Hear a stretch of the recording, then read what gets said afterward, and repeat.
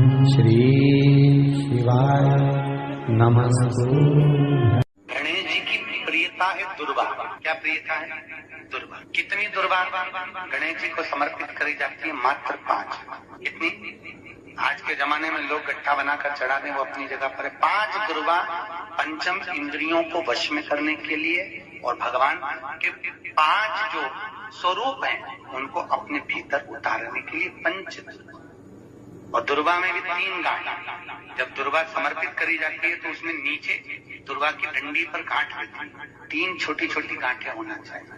कितनी गांठ? जो भगवान को समर्पित करी जाए। जिसके घर में संपदा की कमी पड़ती हो, बीमारियां ज्यादा फैल रही हो, बहुत कष्ट हो महाराज, बहुत ज्यादा दुखी हो महाराज, कोई काम नहीं बन रहा, बहुत तकलीफ में हो, तो शमी पत्र, शमी की पत्ती, जहां गणेश जी का स्थान है वहां पर 5 शमी पत्र 5 समर्पित करें और शंकर जी के ऊपर 3 शमी पत्र समर्पित करें।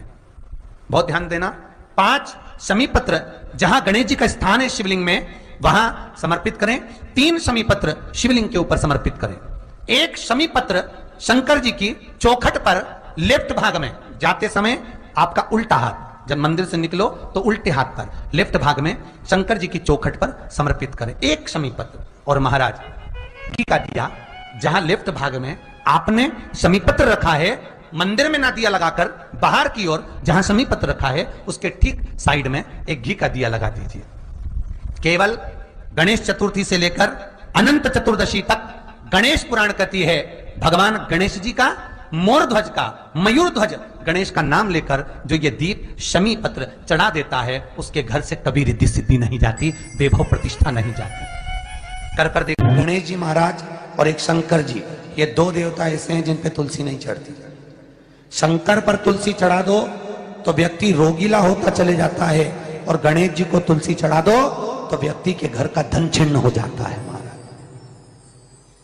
इसलिए गणेश जी के भोजन में तुलसी नहीं डलती,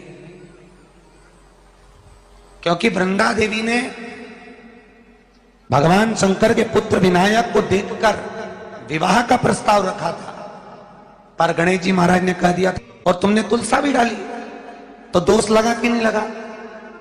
अरे बोलो तो लगा? नहीं लगा। क्यों नहीं लगा? अगर थाली को अंदर से लेकर आए, पुष्टि मार्ग का नियम, जब ठाकुर जी के सामने 56 भोग, कुनवाड़ा, अन्नकूट लग जाता है, लगने के पहले उसको जब लेकर आते हैं रसोई घर से, भोजनशाला से, तो उसमें तुलसी डाल के नहीं लाते। अगर रसोई घर से भोजन में तुलसी डलकर अगर ठाकुर जी के सामने वो थाली रखी तो ये पक्का है वो थाली ठाकुर जी नहीं जीमेंगे, क्योंकि उसमें तुलसी रखी हुई आई है। हाँ, जब ठाकुर जी के सामने थाली रखा गई और तुमने थाली रखने के बाद में मंदिर के सामने बैठ के फिर तुलसी डाली तो ठाकुर जी उसको स्वीकार कर लेते हैं। क्यों?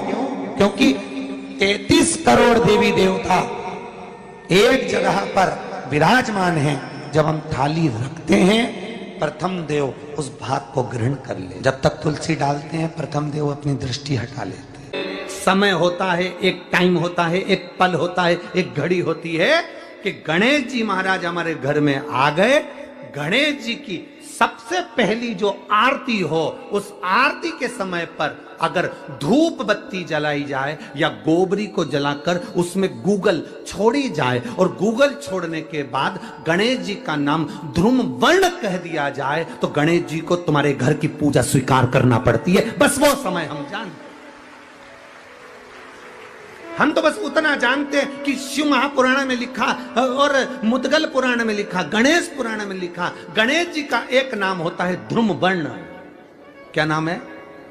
ध्रुम वर्ण गणेश जी का एक नाम होता है। जब हम धूप जलाकर और धूप लगाने के बाद में गणेश जी की सबसे पहली आरती करने के पहले अगर हम सबसे पहली आरती गणेश जी की कर रहे हो, अपने घर में स्थापना कर रहे हो, बिठा रहे हो, और तुम चाहते हो कि गणेश जी मेरे घर में आके मेरी पूजा को स्वीकार करें और जो मांगू मेरा गणेश मुझे दे 10 दिन के अंदर, तो पहला नाम लेकर पुकार लेना ध्रुम वर्ण विनायक, बैठो, बस काम हो गया, वो फ्री होकर आता। सुंदर जोड़ी थी शंकर और पार्वती की, सही है कि गलत है?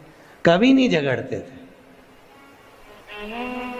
इसलिए पृथ्वी पर ना तो लक्ष्मी जी के व्रत हैं, ना ब्रह्माणी के व्रत हैं, ना इंद्राणी के व्रत हैं। अगर पूरी पृथ्वी पर सबसे ज्यादा व्रत किसके हैं? माता पार्वती। तीज का व्रत किसका? पार्वती का। चतुर्थी का व्रत किसका? पार्वती का। चौथ का व्रत किसका? पार्वती का। छठ का व्रत किसका? पार्वती का। जितने व्रत है सब माता पार्वती। गणेश जी मैया को प्रसन्न करने के लिए अष्ट रूप में धारण करते हैं। 8 रूप भगवान गणेश जी ने धारण किए। एक मयूरेश्वर गणेश, दूसरा सिद्धि विनायक, तीसरा बल्लालेश्वर, फिर वरद विनायक, फिर चिंतामणि, फिर गिरजात्मज, फिर भगवान गणेश विघ्नेश्वर अष्ट विनायक, फिर महागणपति। ऐसे गणेश जी के अष्ट नाम हुए। उस समय तिजोरी के अंदर जो गणेश की प्रतिमा रखी जाती है किस नाम से रखी जाती है? तो तिजोरी में हम जो गणेश की प्रतिमा रखते हैं वो वरद विनायक के नाम से रखते हैं। कौन सा गणेश? वरद। वरद विनायक के नाम से तिजोरी में गणेश रखते हैं। और वरद विनायक के नाम से गणेश जी तिजोरी में रखाते हैं। आपको कथा में कहा था, घर में सीधी सूंड का गणेश और व्यापार व्यवसाय ऑफिस में उल्टी सूंड का गणेश होना चाहिए। वरद विनायक को तिजोरी में। जब मकान का गृह प्रवेश होता है तो गणेश जी की पूजन जो दरवाजे पर करी जाती है उसे सिद्धि विनायक गणेश कहते हैं। कौन सा गणेश? सिद्धि विनायक। जब हम घर में शुभ कार्य हो, बंदरवाल लगाएं, कोई दरवाजे पर शुभ लाभ लगाएं या स्वस्तिक बनाएं या माताएं दरवाजे पर रंगोली डाले तो उसी समय पर सिद्धि विनायक के नाम से रंगोली डालना चाहिए। तो घर में लक्ष्मी बढ़ती है, सिद्धता बढ़ती है। याद रखिए, कभी भी गणेश जी को, मिट्टी के गणेश जी लाते हो भादो महीने में, तो विसर्जन करो तो विसर्जन के समय पर 2 बिंदी, एक कंकु की एक हल्दी की, दीवार पर जरूर लगा देना चाहिए। क्यों? क्योंकि गणेश जी हमारे यहाँ आते हैं तो रिद्धि सिद्धि के साथ आते हैं। पर जब गणेश जी जाते हैं, अगर हम बिंदी नहीं लगाते हैं तो गणेश जी अपनी रिद्धि सिद्धि को साथ में लेकर चले जाते हैं। पति के साथ पत्नी वापिस चली जाती है। जब हम बिंदी लगाते हैं तो उसका मतलब होता है कि हमारे घर की बहू हमारे घर में रहे, बेटा भले भ्रमण के लिए जाए। तो गणेश जी जाते हैं, रिद्धि सिद्धि घर में रह जाती है। इसलिए रिद्धि सिद्धि को घर में रखने के लिए 2 बिंदी लगाना चाहिए, एक कुंकू की, एक हल्दी। रिद्धि सिद्धि। गणेश जी की प्रियता है दुर्वा। क्या प्रियता है? दुर्वा। कितनी दुर्वा गणेश जी को समर्पित करी जाती है? मात्र 5। कितनी? आज के जमाने में लोग गट्ठा बनाकर चढ़ा दें, वो अपनी जगह पर। 5 दुर्वा पंचम इंद्रियों को वश में करने के लिए और भगवान के 5 जो स्वरूप हैं उनको अपने भीतर उतारने के लिए 5 दुर्वा। और दुर्वा में भी 3 गांठ। जब दुर्वा समर्पित करी जाती है तो उसमें नीचे दुर्वा की डंडी पर गांठ रहती है, 3 छोटी छोटी गांठें होना चाहिए। चतुर्थी का जो व्रत करने वाली होती हैं, जो चतुर्थी का पूजन करने वाली होती हैं, उनके भीतर का एक भाव होता है कि जैसे ही शाम का समय आए चंद्रदेव का पूजन करें। चंद्र जब प्रकट हो जाए, कलश भर लिया, उसके नीचे आखा दाना रख दिया, चावल गेहूं जो भी आप रखते हो पूजन के लिए, ऊपर पात्र आदि रख दिया, जलाशय, फिर अपन ने घी का दिया लगाकर पूजन भी कर ली। तो जो चतुर्थी का पूजन करने वाली होती है, जो चतुर्थी का नियम व्रत धारण करने वाली होती है, बड़ी बड़ी चतुर्थियां करती हैं या उसका नियम धारण करती हैं, तो चतुर्थी का जो पूजन करती है वो किस चीज के लिए होता है? केवल संतान, पुत्र, परिवार, हमारा कुटुंब, हम जिस कुल में हैं, हमारा कुल वैभव की ओर बढ़े, संपदा की ओर बढ़े और उसकी आयु बढ़े, उसकी आयु बढ़े, वैभव बढ़े। बहुत ध्यान दीजिएगा महाराज। चतुर्थी की पूजन में जो आप आखा दाना रखते हो, गेहूं वगैरह कुछ भी जो रखते हो, उसकी बड़ी महत्वता होती है महाराज। यहां तक कहा गया है, चतुर्थी की कथा तो आप लोग पढ़ते होंगे, जो लोग पढ़ते हैं उनको मालूम होगा। चतुर्थी की कथा में लिखा है, चौथ माता के व्रत में वर्णन किया गया है कि वो आखा दाना जो रखा जाता है, मान लो कोई जरूरी काम होता है तभी आखा दाना को रखा जाता है, संभाल के रखते हैं कि हम इस काम के लिए जा रहे हैं और हमारा ये कार्य सफल होना चाहिए। तो जिसने चतुर्थी का व्रत करा है, जिसने चंद्रदेव का पूजन करा, चतुर्थी का व्रत करा, वो गणेश जी से विनती करके वहां से 2-4 आखा दाना उठा ले, और जो व्यक्ति का काम अटक रहा है अपने ही घर का, पर दूसरे कुल को नहीं देना, अपने ही कुल के अंतर्गत जो काम अटक रहा है उसकी जेब में, उसके पन्नू में उस चीज को रख दिया जाए। तो चतुर्थी जो अगली आती है, जैसे आप महीने की करते हो तो महीने की, और आप जैसे करते हो कि 4 अलग बड़ी बड़ी चतुर्थी करते हो तो उसके अनुसार आपका कार्य सिद्ध होता ही है। उस आखे दाने का इतना महत्व होता है क्योंकि चतुर्थी का व्रत करने वाली माता जब व्रत करती है तो स्वयं चतुर्थी की कथा में लिखा हुआ है कि पार्वती जी गणेश जी से चतुर्थी की कथा बचवाती। चतुर्थी की कथा बाची किसने थी? स्वयं गणेश जी महाराज ने। और सुनी किसने थी? माता पार्वती। बाचने वाले गणेश जी थे, सुनने वाली माता पार्वती थी। तो चतुर्थी की कथा जब होती है तो उसको स्वयं गणेश जी बाच रहे हैं। तो व्रत कौन सुन रही है? माता पार्वती। और आपने जो आखा दाना लिया वो गणेश जी के भाव से लिया, गणेश जी से निवेदन करके, विनय करके, प्रार्थना कर उसको प्राप्त किया। जितने आस्था चैनल पर कथा सुन रहे हो, जितने फेसबुक और यूट्यूब पर सुन रहे हो, और जितने इस छत्तीसगढ़ की पावन धरा पर बैठकर सुन रहे हो, बहुत सावधानी से सुनना। एक छोटा सा कपूर का टुकड़ा जब आरती में जलाया जाता है तो ये कपूर क्यों जलाते हैं? इस कपूर का महत्व क्या है? इस कपूर का कारण क्या है? ये कपूर है कौन जिसको हम आरती में जला?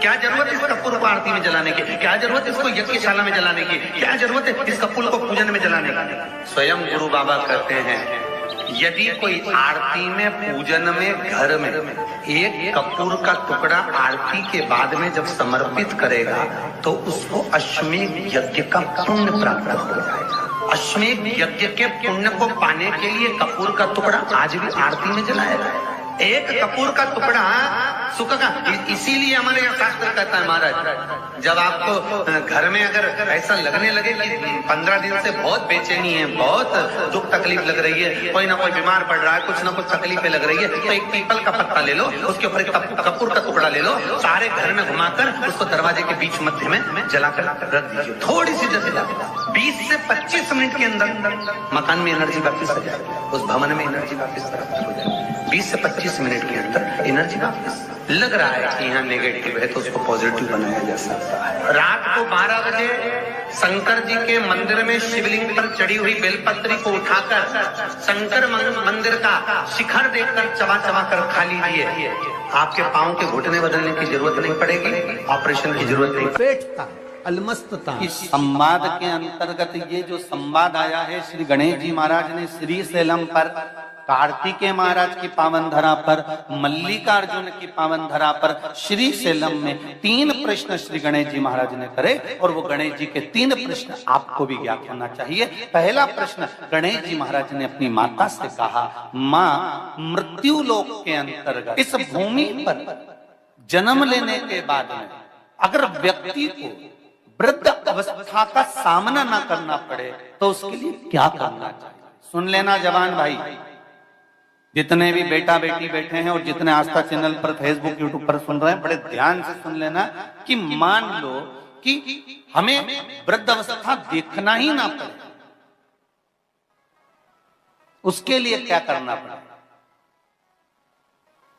तो कहा उसका एक ही साधन, राम राम रटते रहो जब तक घट में प्राण, कब हो तो दीन दयाल के भनक पड़ेगा। महाराज, एक कर्म करते रहो, तुम्हारा कर्म जरूर करो, काम करते करते करते करते करते करते भी भगवत स्मरण करते। धर्म और कर्म, इन दोनों में अंतर क्या है? बोलो जल्दी जल्दी बोलिए। धर्म और कर्म में अंतर क्या है? धर्म अष्ट विनायक में एक विनायक, सबसे प्रबल विनायक, अष्टविनायक में सबसे प्रबल।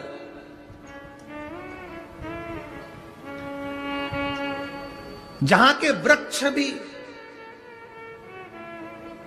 मोर का रूप लेकर आवाज लगा